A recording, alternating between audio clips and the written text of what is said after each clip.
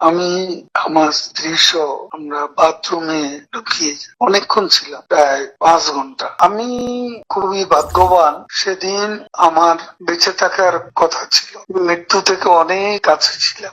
আমি আমারই সংসদ এলাকায় আমার নিজের বাসাকে এড়িয়ে পার্শ্ববর্তী আর একটা বাসায় আশ্রয় নিয়েছিলাম। তখন 4 দিক থেকে মিছিল আসছিল এবং এটা আসলে ছিল প্রধানমন্ত্রী গণভবন কেন্দ্রিক, এবং এটা আমরা অবাক হলাম যে সংসদ এলাকাতেও এটা ছড়িয়ে পড়ে এবং একটা লুটপাটের যে লুম্পেন স্টাইলে কতগুলো ঘটনা ঘটে এবং সেখানে বিভিন্ন ধরনের লোক আসে এবং এদের মধ্যে বেশিরভাগই মনে হয়েছে এটা কোন রাজনৈতিক অভ্যুত্থান, এটা লুটপাটের অভ্যুত্থান। না, একটা কথা জিজ্ঞাসা করি, সে তো আমরা তখন সেটা দেখলাম এবং মাননীয় প্রধানমন্ত্রীকেও যে বাসাতে ছিলাম তারা সে বাসাতেও হামলা করে।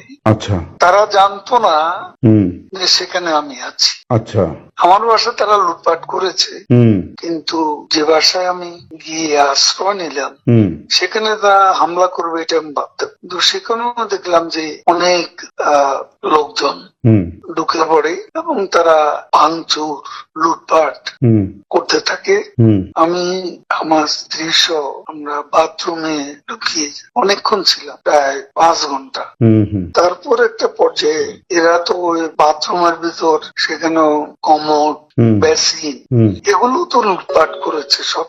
সেগুলোর লোভে প্রথমত তাদেরকে আমার ওয়াইফ সেই বাথরুমের মুখে দাঁড়িয়ে বারবার বলছিল যে আমি অসুস্থ, এ কথা বলে তাদের ফিরিয়ে দিচ্ছে। তো একটা পর্যায়ে তারা এই বাথরুমে যেগুলো আছে সেগুলো লুট করার জন্য জোরপূর্বক প্রবাসের হুমকি দেয়। তো সে সময় আমার ওয়াইফ জিজ্ঞেস করে যে কি করবে, খুলে দাও যাও। তারপরে 7-8 জন ছেলে ঢুকলো, তার খুবই আক্রমণাত্মক দৃষ্টিভঙ্গি মনোভঙ্গি। তখন হঠাৎ তারা আমার দিকে তাকায়, আমার দিকে তাকিয়ে নেত্রী চলে গেল, আপনি জাননি কেন? আমি কিছু বলছিলাম। তারপরে ছেলেদের মধ্যে কি ভাবের উদয় হয়েছে জানি না, তারা আমাকে বলে আপনার ছবি তুল। তারপর আমার ছবি তুলতে শুরু করলো, সেলফি নিচ্ছিল, ছবি তুলছিল। এরা ছাত্ররা অনেকে আমাকে চেনতো, কি কারণে তারা তখন আক্রমণাত্মক যে মনোভাবটা ছিল সেটা নিয়ে এসে শীতল হয়ে গেল। এরা ঠান্ডা মাজাজে তখন কথা বলছিল। এদের মধ্যে আবার এক পর্যায়ে একটা গ্রুপ তারা চেয়েছিল আমাকে রাস্তায় সেনাবাহিনী হাতে তুলে দিতে, কেউ কেউ আবার এটাও চেয়েছিল যে জনতার হাতে তুলে দিতে। এটা অবশ্যই তখন একটা মানসিক ভাবে ভেতরে ভেতরে ভেঙে পড়েছিল।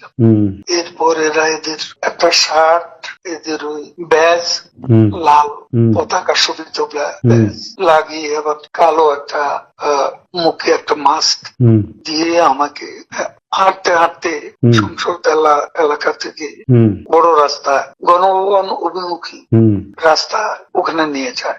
ওখানে নিয়ে হঠাৎ করে কোত্থেকে একটা ট্যাক্সি আসে, একটা ইজি বাইক, সেটা খালি ছিল, ওখানে কোনো গাড়ি ঘোড়া কিছু ছিল না।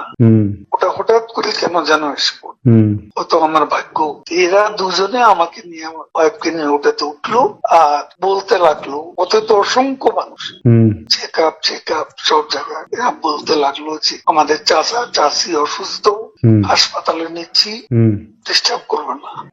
এই করে করে নিয়ে গেল একটা অনেক দূরে একটা জায়গা। তো এটা হলো ভাবতেও পারেনি ওরা যখন বাথরুমে ঢুকলো যে বেঁচে থাকবে।